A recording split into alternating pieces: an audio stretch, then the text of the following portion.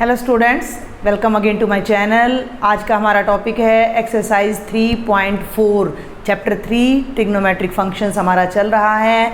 और इस एक्सरसाइज का जो हमारा टॉपिक है दैट इज़ ट्रिग्नोमेट्रिक इक्वेशंस।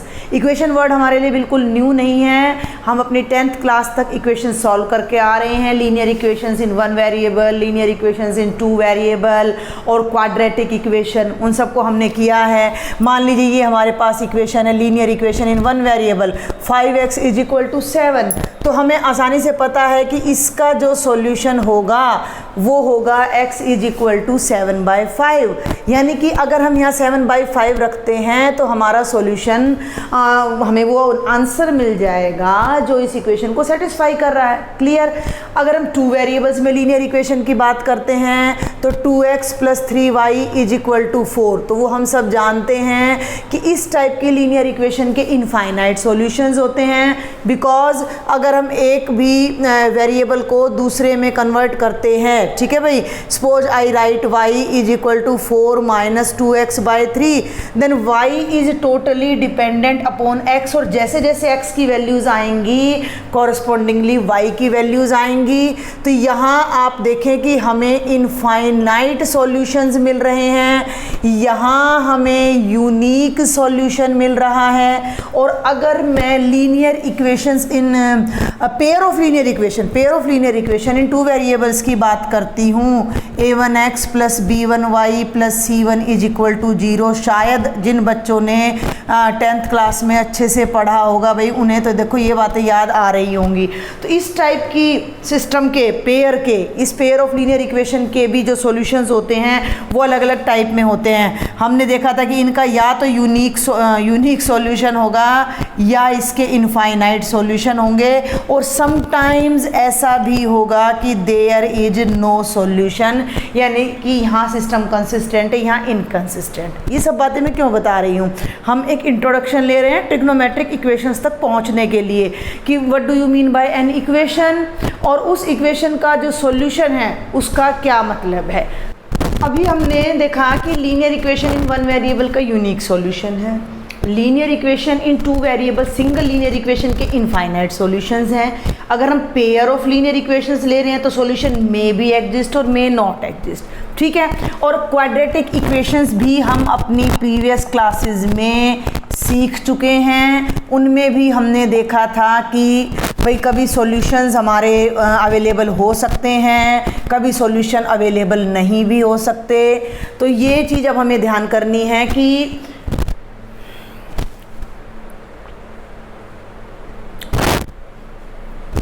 अभी मैं पढ़ा रही हूँ। अच्छा, सॉल्यूशन अवेलेबल कब नहीं हो सकते हैं, हमने अपनी 10th क्लास में देखा था कि अगर हमारा डिस्क्रिमिनेंट 0 से ग्रेटर है या 0 है तो हमारे पास रियल सॉल्यूशन मिलता है, लेकिन यही डिस्क्रिमिनेंट अगर लेस देन 0 है तो हमें कोई सॉल्यूशन नहीं मिलता है। तो ये हमारी बातें चल रही हैं लीनियर और क्वाड्रेटिक इक्वेशंस की। But today's topic is trigonometric equations. Then what do we mean by trigonometric equation? तो इक्वेशन से तो देखो क्लियर होना चाहिए, इक्वालिटी। इक्वेशन का मतलब है इक्वालिटी, बराबरी, ठीक है, यानी कि 2 साइड्स होनी चाहिए, और उन 2 साइड्स के लिए कोई ऐसी सर्टेन वैल्यूज़ होंगी जो दोनों साइड्स को सेटिस्फाई करेंगी, ठीक है भाई। अब ये 2 साइड्स हैं हमारे पास, समझने की कोशिश करो कि 5x = 7 है।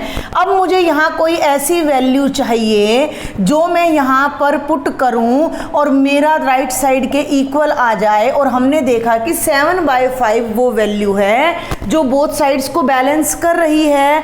तो वो जो 7/5 है वो हमारी इस इक्वेशन का सॉल्यूशन कहलाएगा। क्लियर। तो यहाँ इक्वेशन से मतलब है इक्वालिटी, बराबरी, 2 टर्म्स होनी चाहिए, एक लेफ्ट साइड में एक राइट साइड में। उसके बाद हम बात करते हैं किसी भी इक्वेशन के सॉल्यूशन की।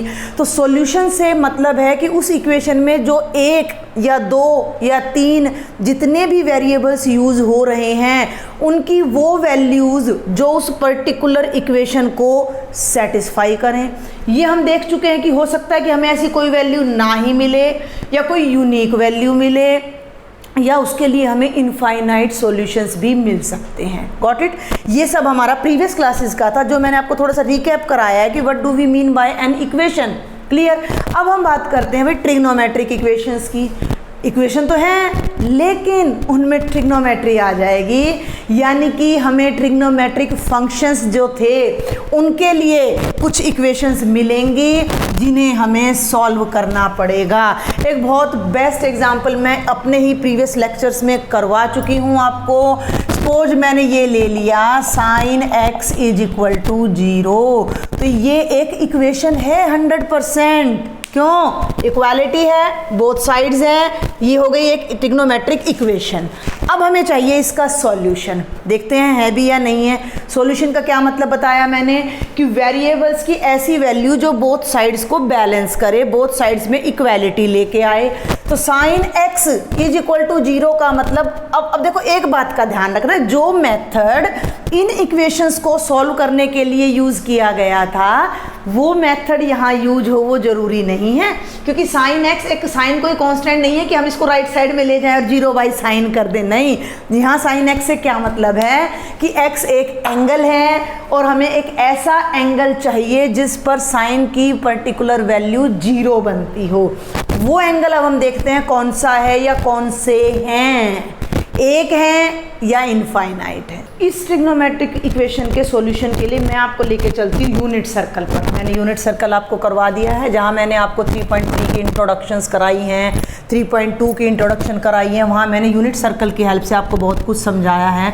अच्छा भाई, जरा सर्कल अच्छा सा बनना चाहिए। ये बन गया हमारा सर्कल, वेरी गुड, बहुत बढ़िया बना है, और जिसका रेडियस कितना है, 1 यूनिट है। क्लियर। तो ये हमारा पॉइंट है 1 0। This is x axis, this is x dash, y dash. ये सारी बातें मैं उस 3 इंट्रोडक्टरी लेक्चर मैंने दिए हैं 3.2 3.3 पर, तो आप उनको वहाँ से देख सकते हो। अब आप ध्यान दो कि ये जो x एक्सिस है, यहाँ पर जो हमारा एंगल है थीटा, वो कितना होता है भाई 0 डिग्री। ये कितना है π/2, रेडियन में भी 0। ये एंगल कितना हो जाता है 180 यानी कि पाई, और ये एंगल कितना हो जाता है बेटा 3π/2, और ये एंगल घूमकर 2π, फिर अपना इसमें π/2 और जोड़ दो 5π/2 एंड सो 3π एंड ऐसे चलता रहेगा ये 5π/2। तो ये यस 2 2 जा 4 + 1 ये 5π/2, ये 7π/2 आ जाएगा।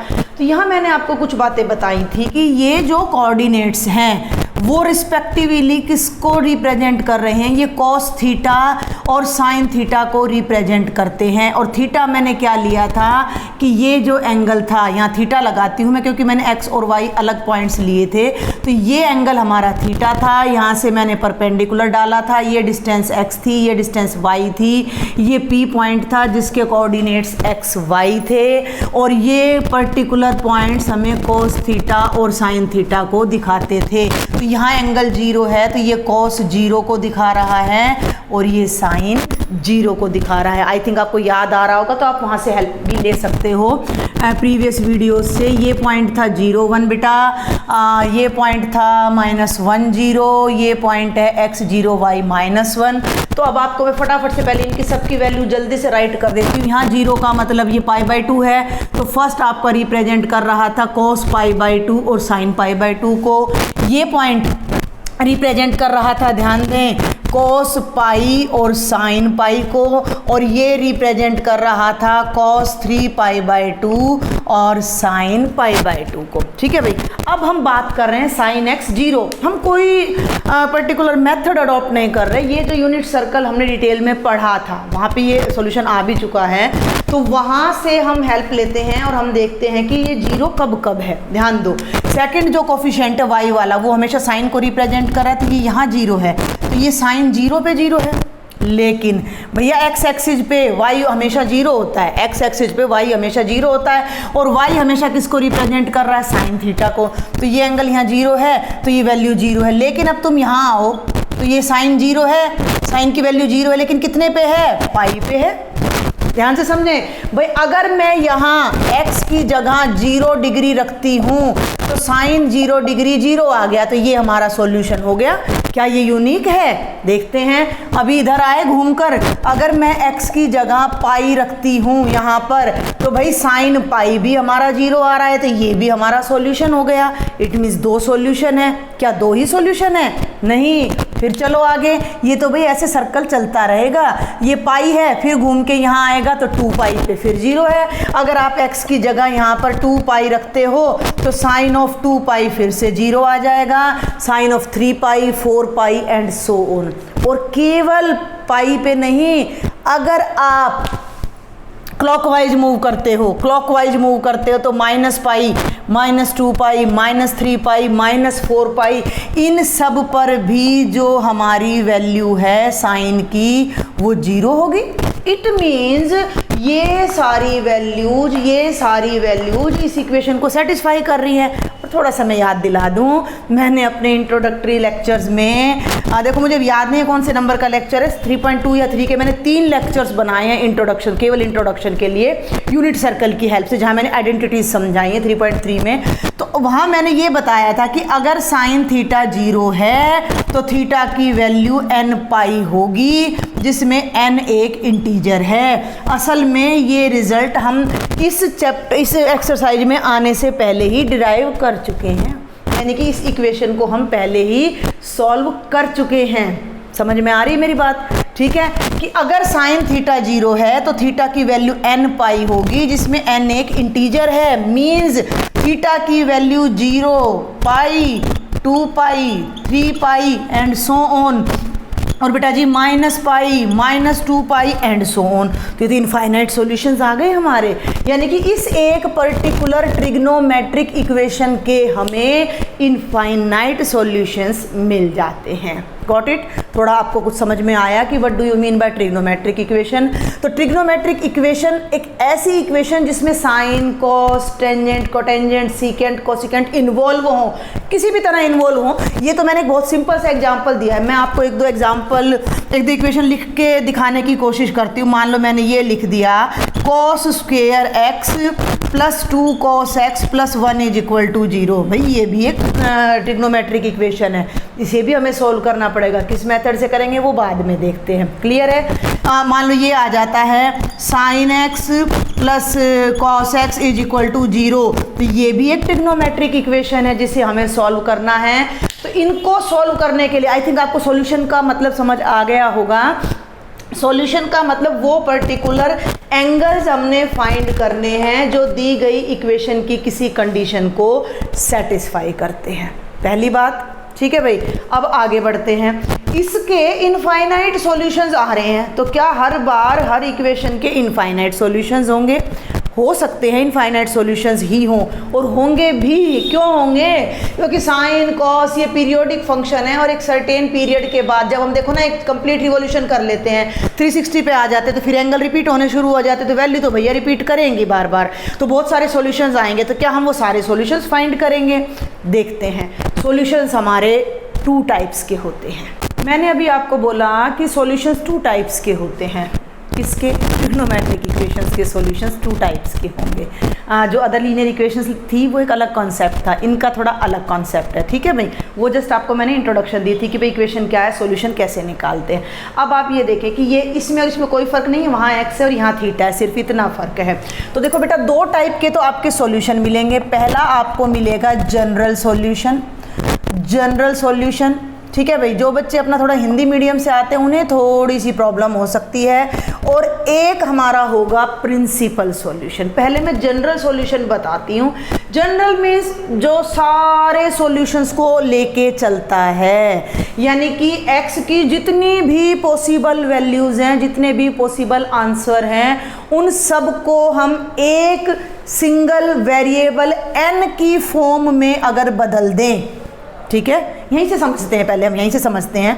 भाई देखो हमने प्रैक्टिकली चेक किया है, देखो मैंने यहाँ से भी आपको चेक कराया है कि भाई 0 पे 0 है, पाई पे है, 2 पाई पे है, 3 पाई पे है, तो ये सारे के सारे इसके सॉल्यूशन हैं। ठीक है, तो ये सारे बेटा जी पर्टिकुलर सॉल्यूशन है। ठीक है, पर्टिकुलर और जनरल की बात मैं बता दूं कि कई बच्चों को जो हिंदी मीडियम से स्पेशल उन बच्चों के लिए मैं बताना चाहूँगी कि जनरल और पर्टिकुलर में क्या फ़र्क है। जनरल मीन्स मान लीजिए आप 11th क्लास में हैं, कोई आप सभी स्टूडेंट्स, और आपके टीचर को कहते हैं कि भाई मुझे 11th क्लास से कोई एक स्टूडेंट चाहिए फॉर एनी हेल्प। क्लियर? कोई एक स्टूडेंट, जनरली कोई भी चला जाएगा, वो है जनरल। ठीक है।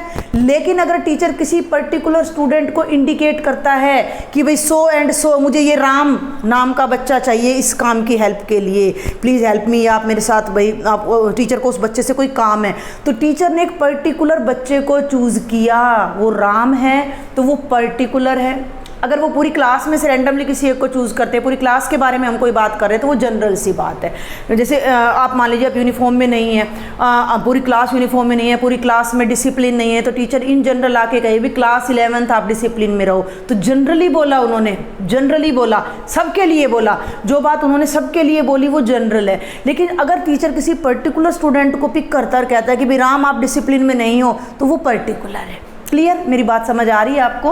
तो जनरल फॉर होल, सबके लिए, पर्टिकुलर कोई एक खास। तो ये पर्टिकुलर है भाई, पाई अलग है, 2 पाई अलग है, 3 पाई अलग है, ये है पर्टिकुलर सॉल्यूशंस। और इन सारे सॉल्यूशंस का निचोड़ यहाँ आ गया एक n लगाने से कि n पाई और n एक इंटीजर है, तो ये हमारा हो जाता है जनरल सॉल्यूशन। अब मोटे तौर पे बताऊं कि जिस सॉल्यूशन में n आ जाए और n एक इंटीजर है, इंटीजर का मतलब भाई पॉजिटिव और नेगेटिव सारे, भाई एंगल नेगेटिव पॉजिटिव सारे होते हैं, तो पॉजिटिव नेगेटिव सारे तो आ जाएं, तो वो तो हमारा होता है जनरल सॉल्यूशन। ठीक है, पर्टिकुलर सॉल्यूशन नहीं है। अब पर्टिकुलर मैंने आपको बताया है कि पर्टिकुलर बहुत सारे सॉल्यूशंस हो सकते हैं। सेकंड टाइप का सॉल्यूशन जो आपकी बुक में आप करेंगे दैट इज प्रिंसिपल सॉल्यूशन। अब भैया ये प्रिंसिपल सॉल्यूशन क्या भला है? हैं? अब आप कहोगे जी अभी पर्टिकुलर ले रहे थे, अभी आप प्रिंसिपल सॉल्यूशन ले रहे हो। प्रिंसिपल मेन मुख्य है। इसके लिए क्या है कि एक क्राइटेरिया फिक्स कर दिया गया है, क्योंकि जो एंगल है बेटा आप खुद देख सकते हो कि रोटेशन पे रोटेशन चलती है और ये इन्फिनिटी से माइनस इन्फिनिटी से इन्फिनिटी तक चलते हैं, तो इतने सारे सॉल्यूशंस हम नहीं लेंगे। तो एक फिक्स क्राइटेरिया कर दिया गया कि एक लाइन एक कंप्लीट रिवॉल्यूशन ले रही है, यानी 0 से स्टार्ट होकर और 2 पाई तक आए, तो वो आंसर, ध्यान देना मेरी बात पर, x की या थीटा बोलो, इसको ले लो, अभी हम इसको लेकर चल रहे हैं, थीटा की वो वैल्यू जो 0 डिग्री के बराबर है या 0 से बड़ी है और 2 पाई से स्ट्रिक्टली लेस है, यानी 0 हो गया, 1 डिग्री हो गया, 2 डिग्री हो गया, 2 पाई नहीं आना चाहिए, 2 पाई से जस्ट लेस है। इस इंटरवल में जितने सॉल्यूशन है वो प्रिंसिपल सॉल्यूशन है, यानी नेगेटिव भी इंक्लूड नहीं है। तो अब हम इसी इक्वेशन को देखते हैं बेटा कि sine theta is equal to 0, तो थीटा की अगर हम जनरल सॉल्यूशन की बात करें तो n पाई, यानी पाई के जितने मल्टीपल्स हैं उन पे साइन 0 होगा। हम देख चुके हैं पाई, ये पाई, 2 pi, 3 pi, 4 pi, 5 pi and so on, इन सब पे ये 0 है। क्लियर, उल्टा चलते हैं तो भी ये 0 है। लेकिन अब हम बात करते हैं प्रिंसिपल सॉल्यूशन की, तो हमें वो आंसर्स लेने हैं जो 0 से 2 पाई के बीच में हैं। तो ध्यान दो, 0 से 2 पाई के बीच में, तो भैया 0 आ गया, पाई आ गया, 2 पाई नहीं आएगा क्योंकि हमें 2 पाई से स्ट्रिक्टली लेस वैल्यू लेनी है। तो यहाँ पर जो प्रिंसिपल सॉल्यूशन होगा वो एक 0 होगा और एक पाई होगा। आई थिंक आपको यहाँ तक कुछ समझ आया होगा। Sine theta is equal to 0 मैं प्रीवियस लेक्चर्स में अपना इंक्लूड कर चुकी हूँ। अभी हम इस इक्वेशन के ऊपर फिर देखते हैं फटाफट से। Sine theta is equal to 0 है तो theta is equal to n pi है। ठीक है भाई, तो ये जो n पाई है और n एक इंटीजर है, ये सभी वैल्यूज को इंक्लूड करता है। This is called general solution of the trigonometric equation. लेकिन जो आंसर 0 या 0 से बड़े हैं और 2 पाई से स्ट्रिक्टली लेस हैं, 360 से स्ट्रिक्टली लेस हैं, वो सारे हमारे आ जाते हैं प्रिंसिपल सॉल्यूशन में। और प्रिंसिपल सॉल्यूशन जनरली आपको 2 ही मिलेंगे एक इंटरवल में, 0 से पाई, इस टाइप की सिंगल इक्वेशन के लिए। इसी कॉन्सेप्ट को कंटिन्यू करते हुए हम 1-2 एग्जाम्पल्स और डिस्कस करते हैं ताकि आपको थोड़ा सा और क्लियर हो सके ये कॉन्सेप्ट। अभी मैं आपको 2 एग्जाम्पल्स कराने जा रही हूँ एनसीईआरटी के, जिनसे आपको थोड़ा सा प्रिंसिपल सॉल्यूशन का कॉन्सेप्ट क्लियर होगा। नेक्स्ट लेक्चर में फिर मैं आपको कुछ पर्टिकुलर आइडेंटिटीज़ बताऊंगी जिनकी हेल्प से हम जनरल और प्रिंसिपल दोनों सॉल्यूशंस बहुत इजीली फाइंड कर सकेंगे। Find the principal solution of the equation. देखो अब यहाँ ट्रिग्नोमेट्रिक इक्वेशन नहीं लिखा है, सिंपल है क्योंकि ट्रिग्नोमेट्रिक फंक्शन इसमें यूज हो रहा है, तो ये ट्रिग्नोमेट्रिक इक्वेशन है। तो इक्वेशन क्या है, sine x is equal to √3/2 और इसका हमें प्रिंसिपल सॉल्यूशन निकालना है। तो पहले ही आपके दिमाग में आ जाना चाहिए कि जो एंगल 0 से बड़ा और 360 से छोटा है या 2π से स्ट्रिक्टली लेस है, वो तो हमारा आंसर होगा। क्लियर?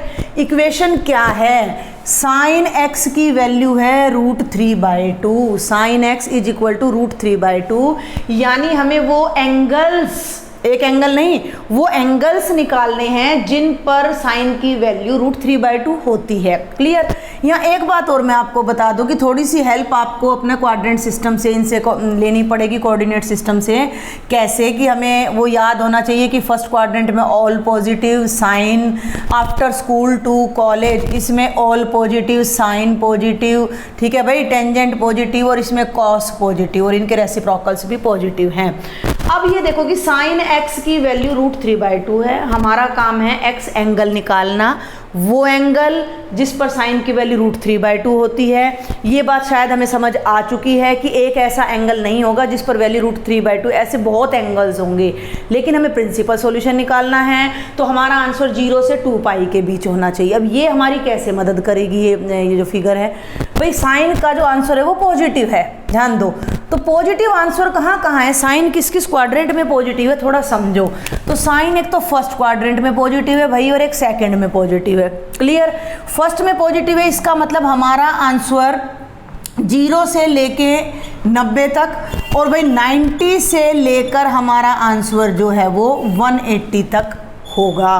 क्लियर? इससे आगे का आंसर अगर हमारा है तो वो पॉसिबल नहीं है, क्योंकि उन पर साइन की वैल्यू नेगेटिव आ जाती है। अब एक सिंपल सी बात है, देखो टेबल आपने 10th क्लास में की है, मैं भी करवा चुकी हूँ, तो ये हमें पता है कि जो x की वैल्यू है, साइन x की जो वैल्यू √3/2 कितने डिग्री पर होती है, 60 डिग्री पर, और 60 डिग्री का मतलब क्या होता है, π/3। क्या होता है, π/3। तो हम यहाँ सिंपली लिख सकते हैं कि x इज इक्वल टू क्या होगा, π/3, बिकॉज साइन π/3 कितना होता है, √3/2। क्लियर? ये हमने प्रूव कर दिया कि साइन π/3 √3/2 होता है। तो x की एक वैल्यू आ जाएगी π/3। एक आंसर आ गया। अब ये ध्यान रखना कि दो आंसर बोला था मैंने, दो प्रिंसिपल सॉल्यूशन। दो प्रिंसिपल सॉल्यूशन कैसे होंगे कि हर ट्रिग्नोमेट्रिक फंक्शन दो क्वाड्रेंट्स में पॉजिटिव चल रहा है। फर्स्ट में सारे हैं, साइन सेकंड में है। फर्स्ट में सारे हैं, टेंजेंट थर्ड में पॉजिटिव है। फर्स्ट में सारे हैं, कॉस फोर्थ में पॉजिटिव है। तो हर एक को दो पॉजिटिव या दो नेगेटिव के लिए हमें वैल्यूज़ मिल रही हैं। तो अगर वैल्यू पॉजिटिव है तो भी दो प्रिंसिपल सॉल्यूशन आएंगे, अगर वैल्यू नेगेटिव है तो भी दो प्रिंसिपल सॉल्यूशन हमारे आएंगे। तो एक सॉल्यूशन तो ये आ गया π/3, यानी कि जो 0 से 90 के बीच है। अब दूसरा सॉल्यूशन कहाँ से आएगा, तो दूसरा सॉल्यूशन यहाँ से आएगा हमारा। ठीक है, कैसे आएगा, 180 से कम, 90 से ज़्यादा। तो यहाँ हम एक ट्रिग्नोमेट्रिक आइडेंटिटी यूज़ करने जा रहे हैं कि वी नो, क्या है भाई वो आइडेंटिटी, कि साइन π - इज इक्वल टू क्या होता है, साइन थीटा। ठीक है, ये मैं करवा चुकी हूँ, साइन π - और यहाँ थीटा कितना है, π/3। अगर मैं थीटा को यहाँ π/3 यूज करूँ या π - x ले लो भाई, ये दोनों चीज़ें ना कंफ्यूज कर देंगी फिर आपको। तो यहाँ x मैंने ले लिया π/3, तो साइन ऑफ π - π/3 की वैल्यू उतनी ही होगी जितनी कि साइन π/3 की होगी। इसको सॉल्व कर लो, 3 × 1 = 3 -1, यानी कि साइन 2π/3 और साइन π/3 दोनों की वैल्यू सेम है, और दोनों की वैल्यू कितनी है, √3/2। इसका मतलब x के दो प्रिंसिपल सॉल्यूशन ये हैं, π/3 एंड 2π/3। आप चेक कर सकते हो, 60 एंड 120, तो 2π से लेस हैं, 0 से बड़े हैं, और हमारा प्रिंसिपल सॉल्यूशन है। तो ये लाइन आप यहाँ लिख देंगे, हैंस द प्रिंसिपल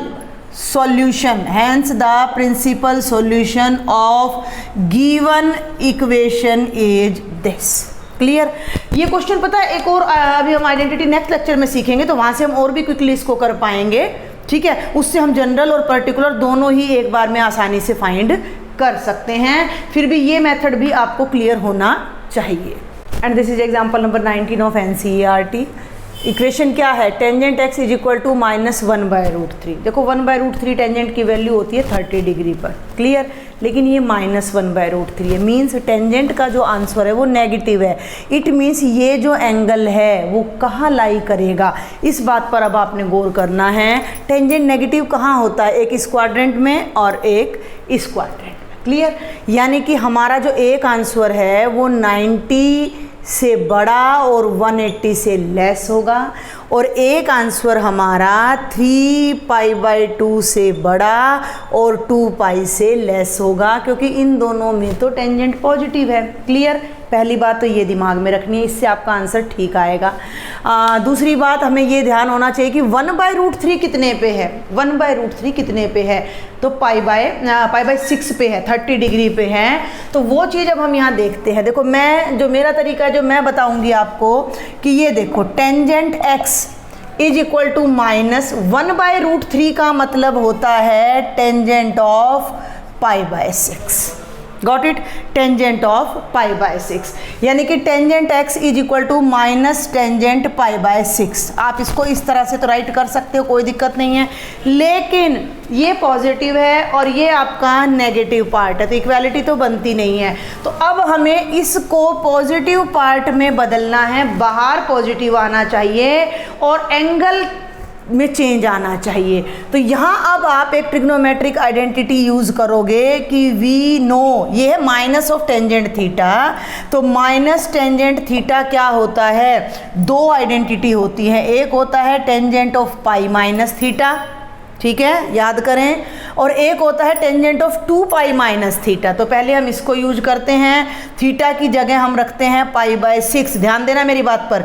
तो माइनस टेंजेंट π/6 क्या बन जाएगा, टेंजेंट ऑफ π-π/6, 6 - 1 कितना हो जाएगा, टेंजेंट ऑफ 5π/6। तो ये जो वैल्यू है ये टेंजेंट ऑफ 5π/6 के इक्वल आ जाती है। यानी अगर हम x के प्लेस पर 5π/6 रखते हैं, ठीक है, तो यहाँ से क्या आया, देखो ध्यान दें भाई, टेंजेंट x किसके इक्वल था, माइनस टेंजेंट π/6 के, और वो किसके इक्वल हो गया, टेंजेंट 5π/6 के। तो x की वैल्यू डायरेक्ट हमारे पास क्या आ जाती है, 5π/6। सिमिलरली हम एक और आइडेंटिटी अब यहाँ पर यूज़ करते हैं, माइनस टेंजेंट थीटा की दो आइडेंटिटीज़ हैं। तो minus tangent theta can also be written as tangent of 2π-θ। भाई फोर्थ क्वाड्रेंट है, टेंजेंट नेगेटिव आएगा, तो यहाँ जब आप थीटा की जगह 5π नहीं ओनली π/6 पुट करोगे तो minus tangent π/6 is equal to tangent of 2π minus π/6। 6 2 12, 12 में से 1 माइनस करेंगे 11, तो ये वैल्यू आ रही है 11 π/6। तो यहाँ देखो ना, हमारा ये आंसर इसके इक्वल आया यहाँ से। इसके बाद ये स्टेप लिया था ना हमने कि tangent x is equal to minus tangent π/6। इस माइनस को हमने यूजिंग द आइडेंटिटी प्लस में बदला, तो एक एंगल आ गया 5π/6 और यहाँ से एक एंगल हमारा आ जाएगा 11 π/6, और दोनों ही हमारे इन दोनों क्वाड्रेंट्स में लाई कर रहे हैं, 0 से बड़े हैं, 360 से लेस हैं। तो आप लास्ट में एक लाइन अपनी लिख दीजिएगा कि प्रिंसिपल सॉल्यूशंस आर 5π/6 एंड 11 π/6। मैंने अपनी तरफ से बेस्ट कोशिश की है कि आपको मैं अच्छे से समझा सकूं। फिर भी अगर आपको कोई भी डाउट है, कोई भी क्वेरी है, कोई भी सजेशन है, then please do write me in the comment box. Next lecture में मैं इन सभी क्वेश्चंस के लिए, हम आइडेंटिटी हैं 3, उन तीनों आइडेंटिटीज़ को देखेंगे, 3-4 हैं, उनको देखेंगे, उनसे हमारी ये क्वेश्चंस और भी ईजीली सॉल्व हो पाएंगे। If you like my lectures then share with your friends, subscribe my channel. Thank you.